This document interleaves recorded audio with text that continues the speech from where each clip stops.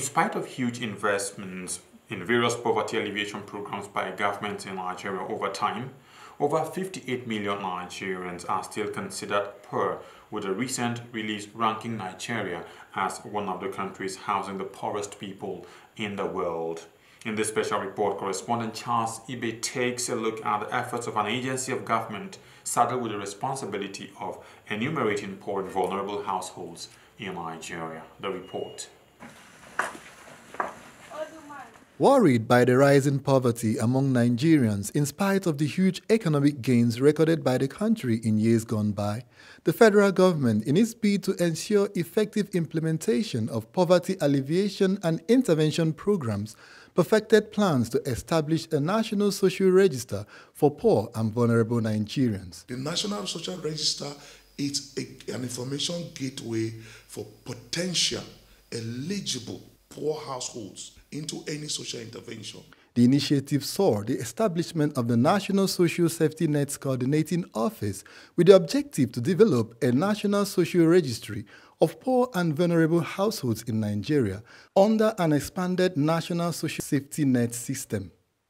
Laudable as the quest might be, and given the scope of coverage expected under the program, the initiative had to tackle a major issue, that of determining who actually qualifies to be addressed as poor and the yardsticks for measuring the status that will earn a prospective household a place in the register for the poor. We approach the members of the community who will define for themselves what in their terms and in their context is poverty.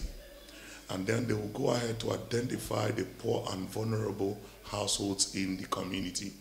Now, to be transparent, we first hold what we call focus group discussion for 3 separate groups. The first group is a group of the youths, the second for women, and the other for the adult male. What they do is to basically identify the households in the community.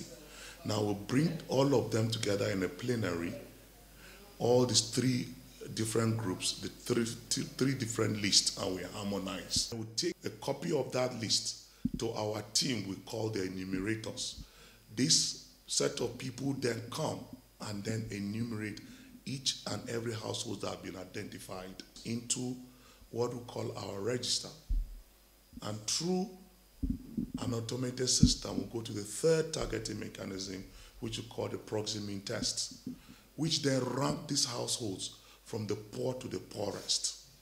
And then once this data is cleaned, validated, certified to be accurate, and this ranking done, it's uploaded onto the National Social Register. The processes employed by the Safety Nets Coordinating Office required painstaking and scientific processes with a lot of manpower input, and to ensure accuracy and proactive inclusiveness, proximity tests are generated for actual household welfare through observable household and individual characteristics, such as the location and quality of household dwelling, its ownership of durable goods, its demographic structure, and the education and occupation of its adult members. Where a community has identified the poor and vulnerable, the list has been signed. The community have the list. The CSOs follow up to ensure that it's indeed those who were identified by the community that are enumerated. Now, the community themselves serve as a watchdog of this process. It is built in a way that the communities themselves are ensuring that nobody interferes with their list. The CSOs monitor. We are also in the process of engaging independent output verifiers. These will be private audit firms that will then audit the entire process, because the entire register is built on an output-based financing. It is a number of households that the state raises that they get funded for from my office. And then the auditors will pick at random the numbers and also double check right to the community to ensure that is a household. Now, a combination of all of these methods or strategies help to ensure the integrity of the register. In maintaining its main objective of developing a national social registry of poor and vulnerable households that will provide a pivotal support to the National Social Safety Nets program of government, the initiative also had to respond to the raised question of what become the urban poor. This is a community-based approach, so urban countries, places also are communities. We are meant to saturate the entire LGs, the entire country.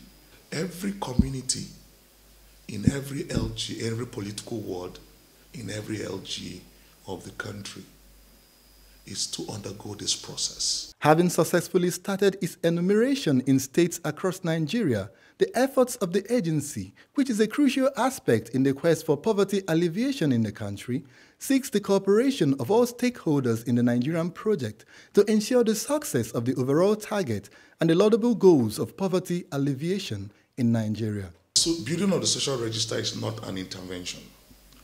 It is a database for poor and vulnerable, like you have the national ID card system, like you have the immigration database for passports. It is here to stay. And that is why in every state we insist that it is domiciled in the Office of Planning. The vision is eventually to get to a stage where households could just walk up and register themselves, and based on the criteria, they could be placed in whatever level of ranking that they fall into. But it's a long-term vision. We're starting now with getting the register set up in states. Some states have done that in 30% of the local government. Some have moved to 50%. Some are just starting. So states are on various stages of implementation. Charles Ibe, TVN News, Abuja.